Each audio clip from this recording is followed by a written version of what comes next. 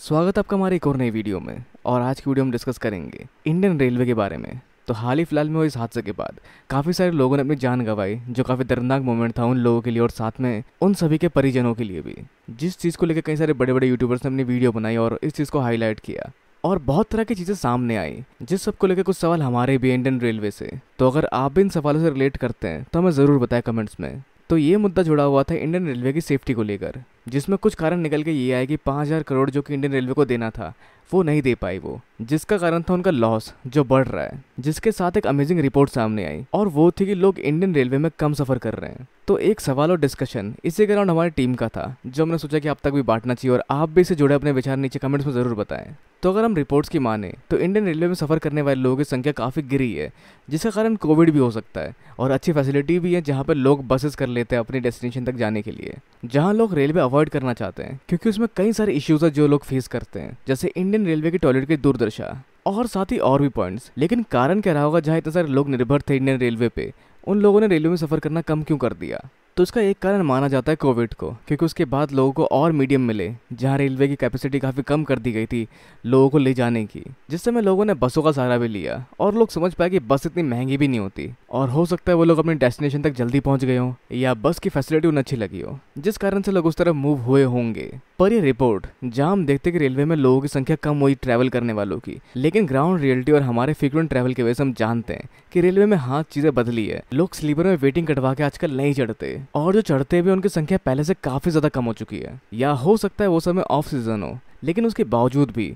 ट्रेनें खाली बिल्कुल नहीं थी। और अगर जनरल की बात करें तो वहाँ भी भीड़ पहले से थोड़ी कम है। और ये हाल है कालका मेल ट्रेन का, जिसमें काफ़ी भीड़ जानी चाहिए थी लेकिन उसके कंपैरिजन में भीड़ कम है, लेकिन खाली बिल्कुल नहीं है। तो सवाल उठता है कि रेलवे अपने रेवेन्यू कम कैसे बता रही है, क्योंकि ऑन एवरेज हर बंदा ट्रेन में सफ़र करता है और वो जानता है कि टिकटें उसको जल्दी नहीं मिलती, आसानी से बिल्कुल नहीं मिलती। वेटिंग टिकटों के बावजूद भी वो कभी कंफर्म जल्दी होती नहीं। और बहुत सारे लोग जहाँ थर्ड एसी की टिकटें भी करवा लेते हैं क्योंकि उन्हें वहाँ मिलती है फैसिलिटी, जिसमें कई सारे लेबर क्लास के लोग भी शामिल हैं जो परेशानियों से ज़्यादा फैसिलिटी पर ध्यान देना चाहते हैं। तो एक काफ़ी कठोर सवाल ये उठता है कि रेलवे अपने रेवेन्यू में जोड़ती क्या है? वो उन लोगों को भी जोड़ते जो अपनी टिकटें वेटिंग कटवा के जाते हैं, जिन्हें बैठने के लिए सीट तक नहीं मिलती, या उन बेचारे लोगों को जो पैसे और टाइम की कमी की वजह से जनरल बोगियों के अंदर ठूस ठूस के जाते हैं? क्या वही एक मीडियम इंडियन रेलवे का पैसा कमाने का?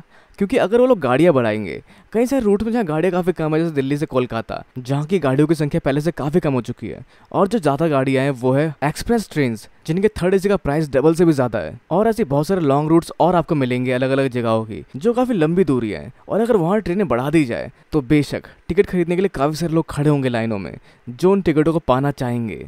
तो एक ऐसे बिजनेस में जहाँ आपको पता है कि आपका कस्टमर बेस काफ़ी ज़्यादा है, वहाँ इन्वेस्ट क्यों नहीं किया जाता? क्यों वहाँ भी चीज़ें सिर्फ लिमिटेड है? और ये सारी बातें इस एक्सीडेंट के बाद ही सामने आई रेलवेज़ की। तो वैसे अब आप क्या सोचते हैं कि क्या होना चाहिए? क्यों रेलवे सिक्योरिटी फंड से अपना पल्ला झाड़ती है ये कह के कि रेवेन्यू काफ़ी कम हो रहा है उनका, बजाय उसके मौजूदा रेवेन्यू सही जगह इन्वेस्ट करने के? और वैसे अब आपको क्या लगता है कि गलती किसकी होगी, सरकार, रेलवे या हमारी, जो बस एक खाली सीट चाहते हैं? जहाँ 1 अप्रैल से कहा भी गया था कि अब आपको वेट नहीं करना पड़ेगा, टिकट आप एक दिन पहले कटवा के भी जा सकते हैं बिना वेटिंग लिस्ट के, ट्रेनों की संख्या बढ़ाई जाएगी। जहाँ एक सोल्यूशन ये हो सकता है कि जिस लाइन की रूट्स में सबसे ज़्यादा लोग ट्रैवल करते हैं वहाँ ट्रेनें बढ़ाई जाए, या फिर उसके आसपास और ट्रेनें लाई जाए, ताकि लोग जो उससे अलग डेस्टिनेशन में जाना चाहते हैं उन्हीं ट्रेन के पैरेलली वो दूसरे रूट से जा सके, जिसकी वजह से सेम रेलवे लाइन्स का इतना टाइम वेस्ट नहीं होगा। तो वैसे अब आप क्या सोचते हैं? हमें अपने विचार नीचे कमेंट्स में ज़रूर बताएं। बाकी उड़ीसा के इस हादसे में जिन लोगों ने अपना योगदान दिया वो काबिल तारीफ़ है। लोगों ने ब्लड बैंक के बाहर लाइनें लगाई अपना खून देने के लिए, जो कमाल की सराहनीय बातें थी हमारे भारत के लिए। तो मिलते हैं आपसे किसी और वीडियो के साथ, तब तक के लिए हमें दीजिए इजाज़त। धन्यवाद।